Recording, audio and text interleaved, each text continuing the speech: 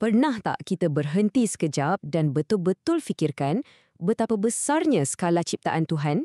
Nah, dalam perkongsian kali ini, kita akan cuba terokai keagungan kuasanya tapi melalui dua sudut pandang yang sangat menarik. Satu, keluasan alam semesta yang maha besar dan satu lagi, kekuatan firman-Nya yang tersembunyi.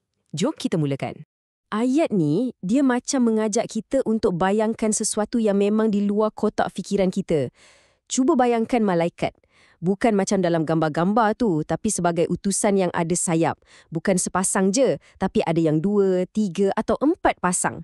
Ini baru sikit je petunjuk tentang adanya satu dimensi realiti yang jauh melangkaui apa yang mata kita mampu nampak. Analogi ni, memang betul-betul membuka minda kita kan? Kat dunia ni, kita nampak burung terbang dari satu pokok ke pokok yang lain. Itu pun dah rasa hebat. Tapi dalam skala ilahi, malaikat diberi sayap untuk merentasi angkasa raya dari satu bintang ke bintang yang lain. Perbandingan ni terus tunjukkan betapa kerdilnya alam kita ni kalau nak dibandingkan dengan keluasan ciptaannya yang tak ada batasan. Okey, bila kita dah nampak skala yang begitu besar, mesti ada soalan yang timbul. Adakah semua benda ni bergerak secara rawak dan huru-hara? Menurut sumber kita, jawapannya langsung tidak. Malah, yang wujud adalah satu keteraturan yang sangat menakjubkan dan keteraturan inilah yang menjadi bukti adanya satu pencipta yang sama. Jom kita buat satu eksperimen minda sekejap. Cuba bayangkan macam mana agaknya kalau alam semesta ni ada ramai Tuhan yang perintah, bukan satu. Persoalan inilah membawa kita terus kepada jantung ajaran Tauhid atau keesaan Tuhan dan kenapa ia sangat-sangat penting. Jawapannya sebenarnya mudah je. Yang akan terjadi ialah kekacauan yang tak dapat dielakkan. Bayangkanlah, dua orang pelukis cuba melukis atas kanvas yang sama tapi masing-masing dengan idea yang berbeza. Apa jadi? Hancur lukisan tu. Macam tu jugalah alam semesta. Kalau satu Tuhan nak cipta, yang satu lagi nak musnahkan, keharmonian tu tak akan pernah wujud. Tapi, alam kita ni tak huru-hara kan? Sebaliknya, ia berfungsi macam sebuah choir yang sangat agung. Langit menyanyikan lagunya dengan gemerlapan bintang, bumi pula dengan hidupan yang pelbagai, setiap satu zarah memainkan notanya dengan sempurna. Semuanya harmoni di bawah pimpinan satu konduktor yang sama, menjadi saksi hidup kepada pencipta yang Maha Esa. Baiklah, kalau ciptaan alam ni ibarat karya Tuhan yang boleh kita lihat, macam mana pula dengan firman-Nya? Sumber kita jelaskan yang Al-Quran ni bukan sekadar kata-kata biasa. Ia ada satu jenis kekuatan yang lain macam, sangat berbeza daripada apa yang kita manusia ucapkan. Jom kita cuba fahamkan apa yang buat ia begitu unik.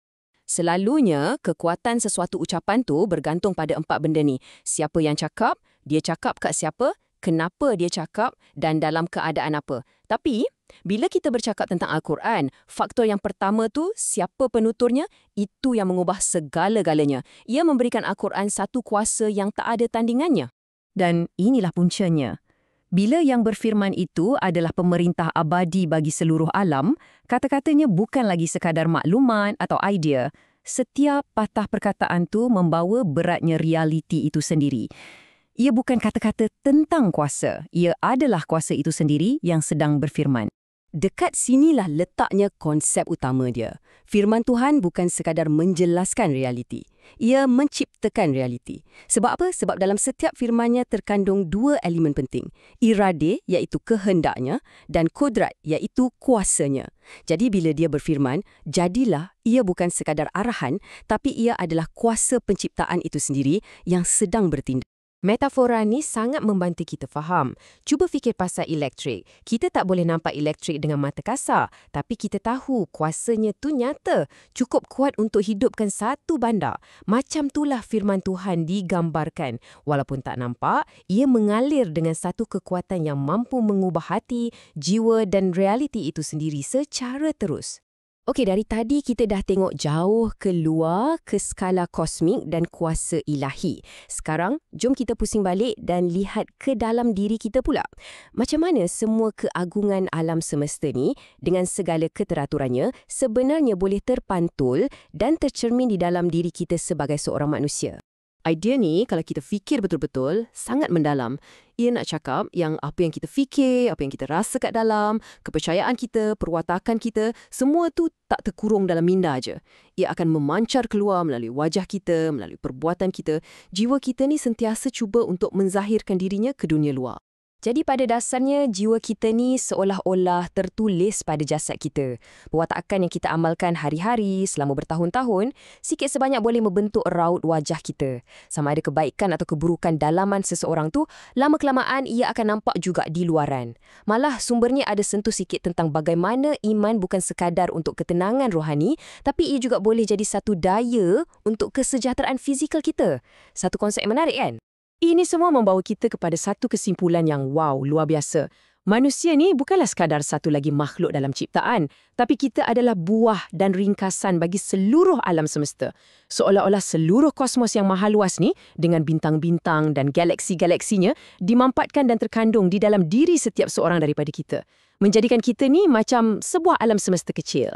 Jadi untuk mengakhiri perkongsian kita kali ini, saya nak tinggalkan satu soalan untuk anda renungkan. Kita dah lihat bagaimana seluruh alam semesta, dari bintang di langit sampai ke daun yang gugur, semuanya sentiasa bertasbih dalam sebuah koi yang harmoni. Kalau betul kita ni adalah ringkasan bagi seluruh alam semesta, jadi apa peranan unik kita? Dalam koi agung ciptaan ini, apakah suara anda?